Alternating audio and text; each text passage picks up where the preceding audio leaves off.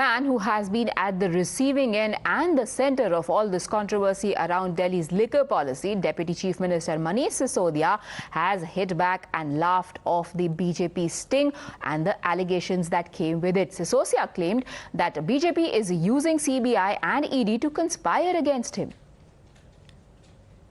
गलत तरीके से केस बनाकर ये उनके ऊपर दबाव डाला जा रहा था कि मेरे खिलाफ गलत तरीके से केस बनाकर मुझे अरेस्ट कराने की लीगल मंजूरी दें। उनके ऊपर जिन अधिकारी ने सीबीआई के जिस अधिकारी ने सुसाइड किया है उनके ऊपर गलत तरीके से दबाव बनाया जा रहा था कि मेरे खिलाफ इलीगल तरीके से फर्जी तरीके से केस बना के मेरे अरेस्ट को मंजूरी दें, जिसको वो मंजूरी नहीं दे रहे थे।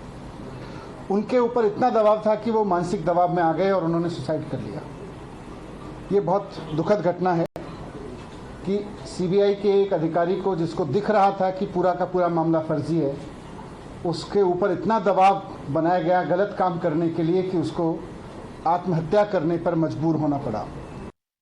देखो, इन्होंने भारतीय जनता पार्टी काफ़ी दिन से चिल्ला रही है, घपला हो गया, कभी 1300 करोड़, कभी 8000 करोड़, कभी 500 करोड़, कभी 144 करोड़, कभी 30 करोड़।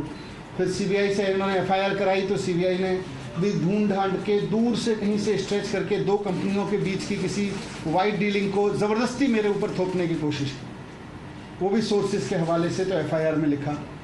उसके बेस पे मेरे घर पे रेड डलवा दी, घर पे कुछ नहीं मिला। तो अब बीजेपी कह रही है जी देखो सीबीआई नहीं ढूंढ पाई, अब हम स्टिंग करके देंगे।